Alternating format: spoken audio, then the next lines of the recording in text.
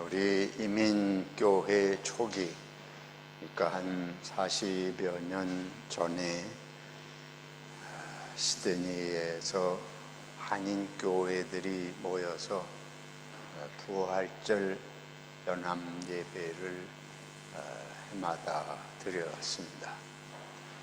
초기에 시티에 있는 타운홀 빌려가지고 이제 모인 적도 있고 한데, 그 후에 이제 장소들을 시내 대형 교회를 빌리기도 하고, PLC 강당을 빌려서 하기도 하고, 이렇게 변화가 있었습니다만, 이제 들이 모여서 부활절 연합 예배를 하는데 강사를 누구로 할 것이냐. 초기에는 이제 한국에서 유명 강사들을 모셔오고 몇 해 이제 그랬습니다. 근데 제가 교육자회 이제 협의회장을 맡으면서 굳이 한국에서 꼭 강사를 불러와야 되느냐. 비용도 많이 들고, 또 한국의 유명 강사들은 자기 교회의 부활절 행사는 안 합니까? 근데 굳이 초청을 해서 여기 오려면 왔다가 하루아침에 갈 수 있는 것도 아니고, 그때는 비행기도 잘 안 다닐 때고 그랬습니다. 그래서 여기에 있는 교회들이 연합해서 하는 거니까 우리가 서로 지역적으로 나누어서 모이든가 각 교회가 협력하면서 목사님들이 돌아가면서 이렇게 말씀을 전하면 되지 않겠느냐. 그런데 그게 아무도 안 통해. 그게 받아들여지질 않더라고요. 왜 그런가 하면 그때 제가 느낀 건 그런 거예요. 여러 이야기들을 하는데 유명 강사를 초청해야 사람들이 모인다. 이게 첫 번째. 우리가 시드니에 같이 아는 목사들은 다 조무래기 목사. 거기서 뭐 누가 도토리 키재기식으로 나와가지고 강사라고 설교한다 그러면 사람들이 잘 모이지 않는다. 그런 얘기죠. 그래서 그게 참 저는 안타깝게 생각이 됐습니다. 이게 지금 우리 본성 속에 있잖아요. 본성 속에 가까이 있는 사람은 인정을 안 하는. 예수 믿어도 이 본성이 바뀌지를 않고, 하나님을 믿는다 그러면서 하나님이 말씀하시는 게 아니고 유명한 사람이 말한다. 결국 그 얘기 아니에요. 이제 우리들이 안 믿는 사람을 전도하기 위해서라면 믿지 않는 사람들이 그런 사고방식을 가지고 살아가는 건 일상생활 속에 익숙한 당연하다고 볼 수 있는데, 믿음 생활을 오래 하면서도 이 생각은 근본적으로 잘 바뀌지 않습니다. 근데 그게 40년이 지난 지금도 계속돼요. 지금도 똑같은 방식으로 됩니다. 두 번째는 장소를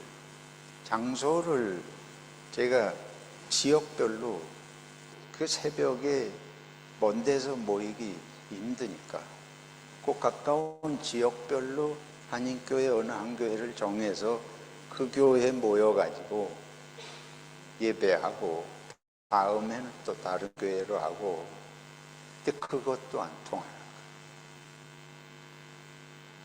그래서 지금까지도 그렇습니다. 지금까지도 그런데, 그러니까 초기에는 그렇게 유명 강사가 오고 그러면 막 모이고, 그래서 1000명 이상도 이제 부활절 연합 예배 모이고 했는데, 점차 사람들의 관심이 교회에서 떠나고 또 모이는 것에 잘 모이지 않고, 그렇게 부활절 연합예배라는 게 지금은 아주 규모가 교회들은 많은데 잘 되지 않습니다.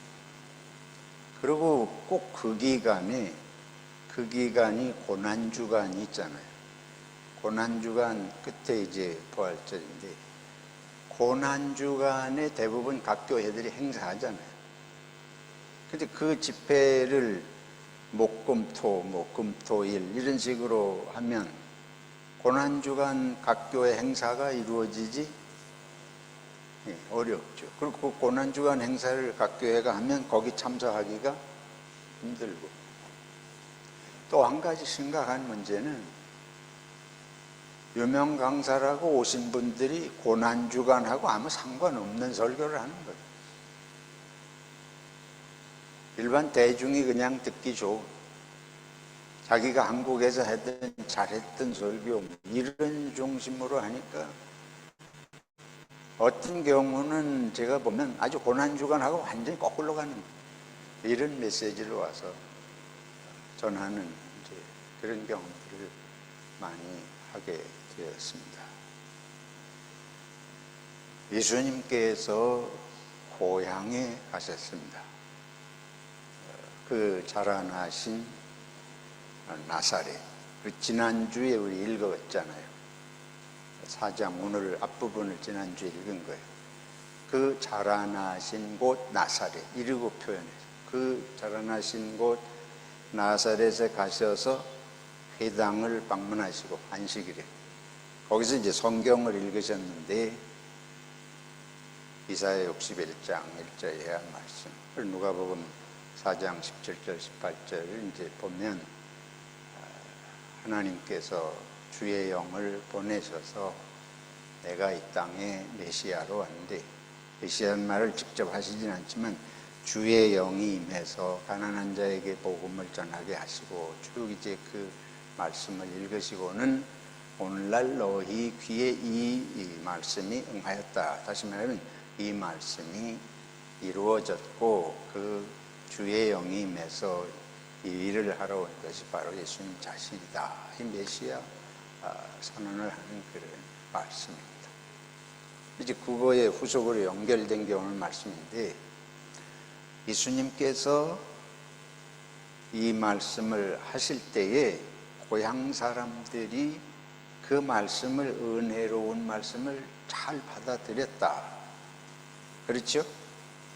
오늘 보면 처음에 뭐라 그런가 하면 그들이 다 그를 증언하고 그 입으로 나오는 바 은혜로운 말을 놀랍게 여겨. 이 놀랍게 여겼다고 하는 건 잘 받았다. 일단 그렇게 볼 수 있습니다. 그런데 그 다음에 보면 이르되 이 사람이 누구의 아들이 아니냐? 요셉의 아들이 아니냐? 자기들이 사는 동네에 요셉의 아들인데 오늘 갑자기 우리 앞에 나타나가지고 이런 말씀을 하니까, 말씀은 은혜로운데 생각해보니까 요셉의 아들. 예수님께서 그들의 마음을 꿰뚫어 보시고 뭐라고 그러신가 하면, 예수께서 그들에게 이르시되 너희가 반드시 의사야 너 자신을 고치라 하는 속담을 인용하여 내게 말하기를, 우리가 들은 바 가버나움에서 행한 일을 네 고향 여기서도 행하라 하리라. 이게 이제 무슨 얘기인가 하면, 예수님께서 다른 지역에서 이런저런 기적들을 행하시고 병도 고치시고 뭐 그러셨잖아요.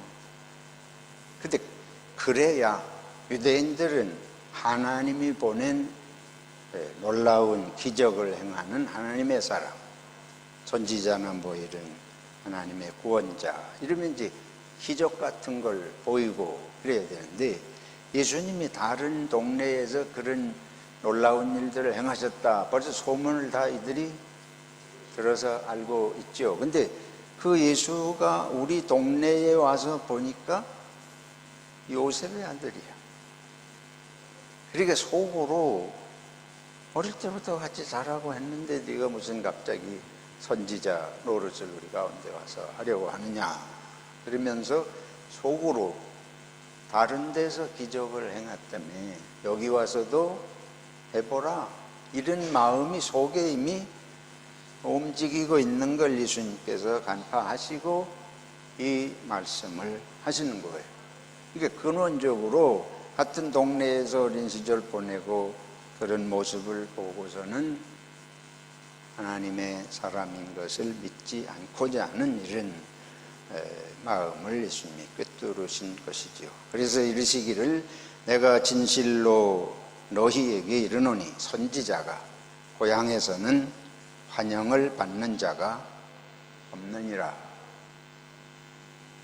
그러면서 그까지 하고 그치신 것이 아니고 내가 참으로 너희에게 이르노니 하면서 두 예를 듭니다.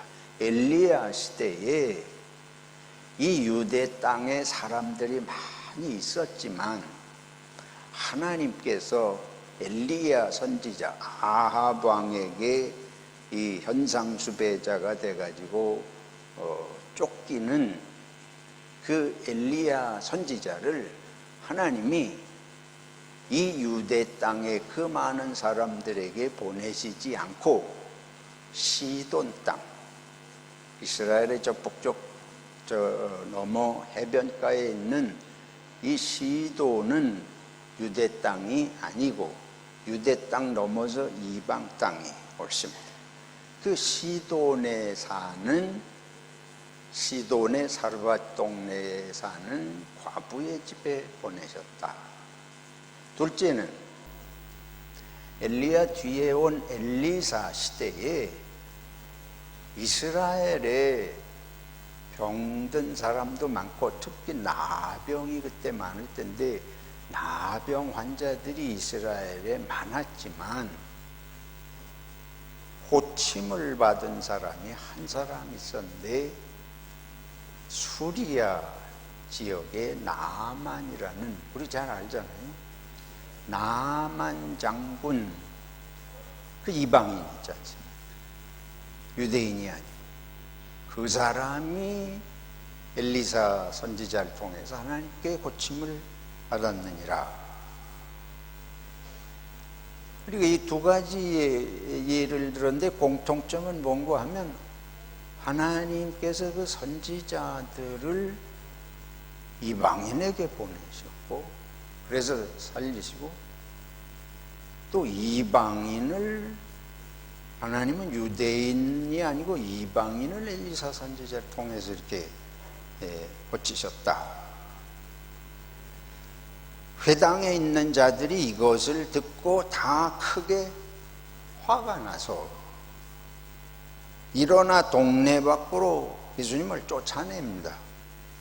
그리고 동네가 건설된 산 낭떠러지까지 밀고 가가지고 거기 밀어서 떨어뜨리려고 했다. 우리가 왜 이런 일이 일어나는가? 유대인들이 이 말을 듣고 왜 화가 났겠습니까? 예수님이 이방인 얘기를 자꾸 하는 거예요. 그러니까 지금 하나님이 유대인의 하나님이고 이방인은 하나님에게 버려진 개 같은 존재라고 자기들은 밤낮 주장하고 있는데 예수님이 선지자라고 하시면서 와가지고 하나님은 유대인은 버렸고 이방인을 구원하시고 이방인의 집에 선지자를 보내셨다 이러니까 화가 머리끝까지 난 거예요.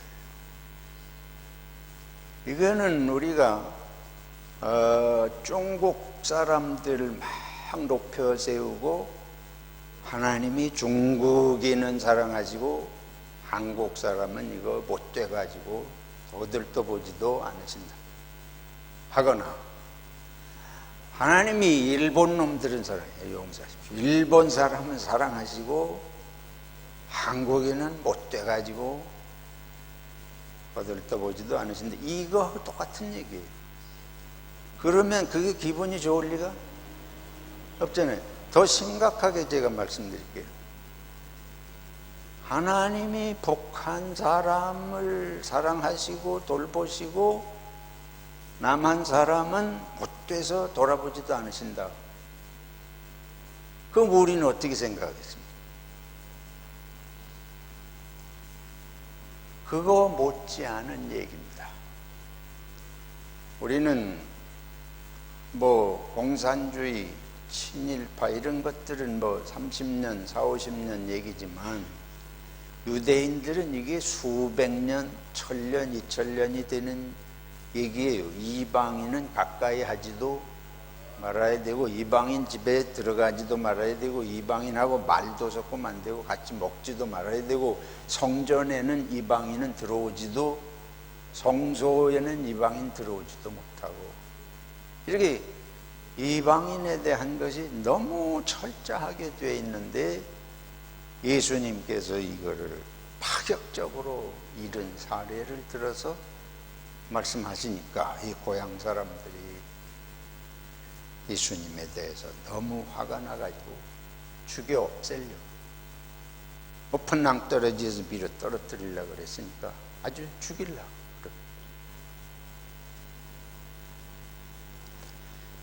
예수님께서 이렇게 말씀하시는 내용의 핵심은 뭐냐? 이 한마디로 말하면 고향에서 자랐다고 하는 것 때문에 하나님의 역사를 믿지 않아요. 믿음이라고 하는 것에 대해서 믿지 않는, 오히려 하나님을 안다고 하는, 하나님을 섬긴다고 하는 유대인들이 실제로는 하나님을 믿지 않고 있음을 말씀하는 것입니다. 하나님에게 버려지고 하나님이 없다고 생각하는 저 이방인들은 오히려 하나님을 믿었다. 엘리야 예를 들어오셨잖아요. 엘리야를 하나님께서 사르밧 과부의 집에 보내셨는데, 이 사르밧 과부가 아시는 대로 먹을 걸 좀, 선지자 엘리야가 성문에서 만나가지고 먹을 걸 나한테 좀 가지고 오라. 그러니까 아들하고 나하고 마지막 먹을 거 요거 하나 먹고 죽을 거밖에 없습니다. 그러니까 먹고 죽든지 말든지 우선 나한테 그걸 먼저 가지고 오라. 이게 말도 안 되는 아주 무식한 늙은이죠. 근데 엘리야가 한마디 한 게 있습니다. 뭐냐면, 하나님께서 나에게 너를 보내서 이와 같이 하라고 하신 것이다. 그러니까 하나님께서 너를 돌보실 것이다. 이런 뜻의 말을 한마디 했습니다. 근데 이 사르밧 과부는 그 말을 믿고, 이 황당무계한 늙은이 지나가는 유대인이 하는 말을 믿고 가서 해다가 드렸다. 그 믿음을 얘기하는 겁니다. 그리고 실제로 했는데, 그 다음에 엘리야 선지자를 자기 집에 모실 때에 그 밀가루도 하고 기름독이 마르지 않도록 하나님이 채우시는 역사가 일어났지 않습니까? 유대인들은 믿지 않고 하나님 없는 이방인은 오히려 그걸 믿은, 이게 아주 역설적이고 그런 건데, 그게 사실은 우리 본성 속에 들어있습니다. 우리는 세상을 일상적인 것 속에서는 하나님을 느끼지도 않고 믿지도 않습니다. 뭔가 놀라운 기적과 같은 특이한 일이 있어야 믿어요. 특이한 사람, 유별난 사람,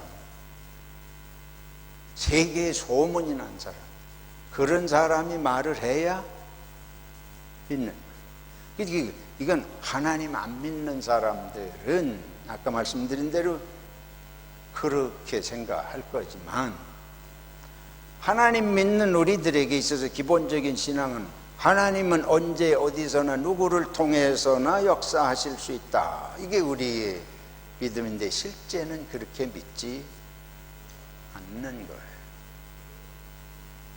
그래서 우리 마음 속에 일상생활 속에서 믿는 하나님, 일상생활 속에서 체험하는 하나님, 일상생활 속에서 하나님의 말씀대로 사는 것이 삶의 참된 삶이라, 이런 걸 안 믿는, 뭐든지 특별한 이런 것에다가 초점을 두는 삶이 신앙이고 신앙이 삶인 것이 이루어지지 않는 이런 것의 문제를 보게 됩니다.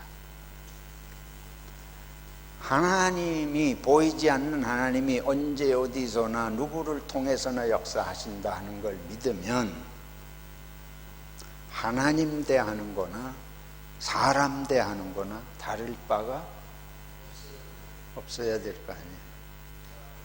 예수님께서 당신을 대하는 거나 가난하고 홀벗은 사람을 대하는 거나 똑같다. 그러니까 병든 사람 돌보고 가난한 사람 돌보는 게 누구에게 한 것이다? 주님께, 예수님께 한 것이다. 사람에게 하듯 하지 말고 죽게 하듯 하라. 그 신용만 내라는 얘기는 아니잖아요. 하나님이나 사람이나 하나님 대하 사람 대하 똑같은 마음이어야 된다. 외국인을 대하는 마음이 다르고 한국인을 대하는 마음이 다르고 경상도 사람 대하는 마음 다르고 고향 사람 대하는 마음이 다르고, 이러면 이건 어느 게 진실이에요? 어느 마음이 진실입니까? 내 식구 대하는 마음이 다르고 이웃 대하는 마음이 다르면 내 속에 진실은 없는 거죠. 이게 모든 것에 따라서 이렇게 변했다 저렇게 변했다 하니까 뭐가 진실이냐. 여기서 우리가 참 중요하게 생각할 것은, 하나님을 믿는다고 하는 것은 모든 것 속에 하나님의 역사하신다, 그런 말은 우리가 익숙하니까 잘 이해가 되는데, 더 직선적으로 말씀드려요. 모든 사람이 하나님인 것처럼 대해야 된다. 무슨 깨딱 같은 소리를 하고, 우리 남편도 그러면 하나님 대하듯이 그 답답해서 못 살아. 거꾸로 말하면 천하 여러분이나 너무 마음이 변질됐습니다. 너무 마음이 타락했습니다. 두 사람 서 있으면 요 사람 대하는 마음 다르고 요 사람 대하는 마음 다르죠. 달라. 여집사님들은 자식 대하는 마음하고 남편 대하는 마음이 달라. 음식 만들어 놓고 이게 꼴 보기 싫은 남편이 저거 먹지 말아야 되는데 제주서 먹네. 재미삼아 말씀입니다만 우리의 마음은 이렇습니다. 아니, 하나님이 그런 식으로 사람을 대하면 하나님이 제일 구분해가지고 사람을 천차만별로 그렇게 차별하고 대한다. 어떻게 우리가 하나님을 믿을 수 있겠어요? 그 하나님이 나를 사랑하는 줄을 내가 어떻게 믿겠습니까? 하나님이 사랑이라는 말을 어떻게 할 수 있겠어요? 믿음이라고 하는 거나 사랑이라고 하는 거나 결국은 우리들의 마음이 하나님 마음처럼 되는 걸 나는 의미한다고 생각합니다. 그래서 실제로는 안 그런데, 실제로 안 그런 건 내 마음이 안 그런 거예요. 내 마음이 안 그런. 그래서 예수님은 메시아예요.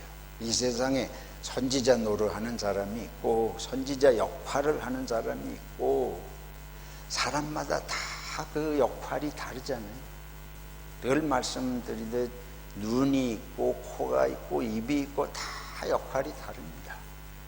근데 온몸에 그 역할이 서로에게 도움이 되는 것입니다. 예수님이 우리 고향 사람이다.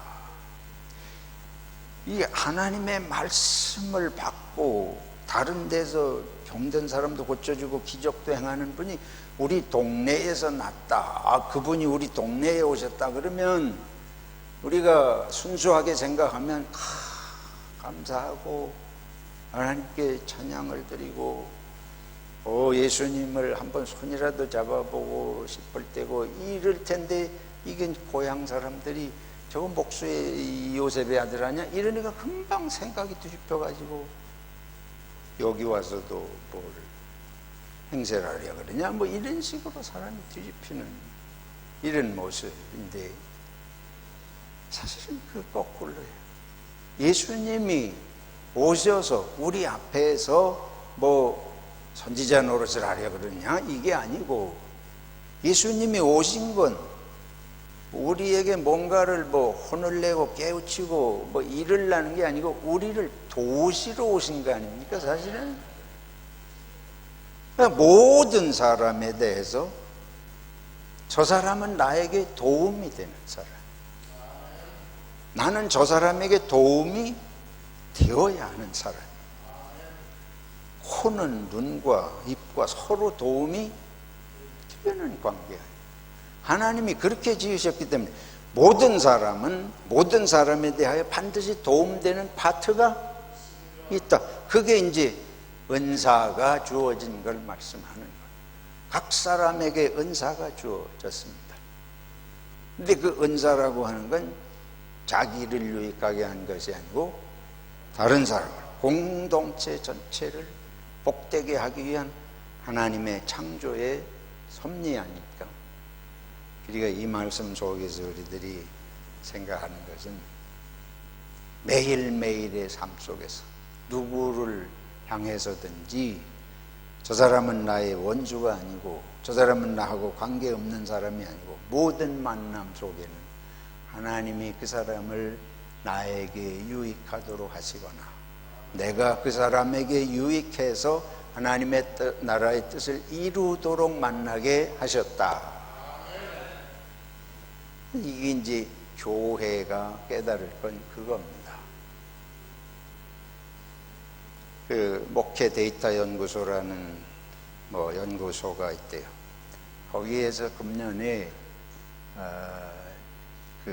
지금 지난해하고 금년 들어서면서 한국 교회의 가장 중요한, 한국 교회를 보는 가장 중요한 키워드가 뭐냐? 그러니까 작년 2023년 때는 영성 회복 그거였대요. 영성 회복이 한국 교회에 중요하다 그랬다는데, 이번에는 그게 두 번째로 밀려나고 1번으로 가장 중요한 키워드로 선택된 것이 양극화라는 단어가 선정이 되었다 그래요.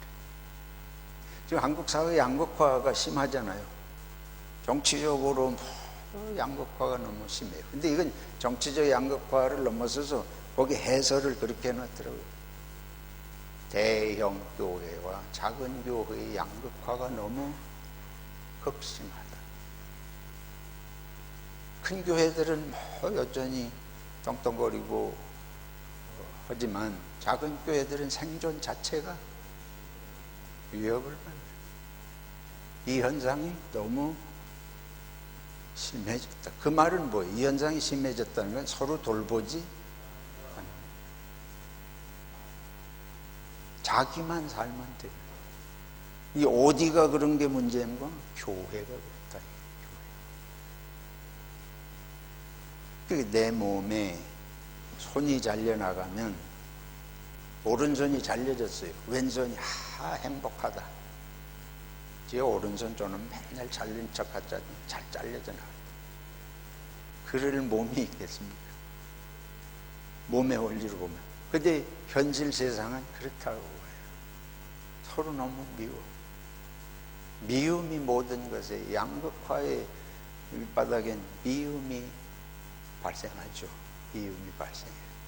그래서 전에 어떤 사람이 예언하기를 말세는 양극화가 심화되는 시기.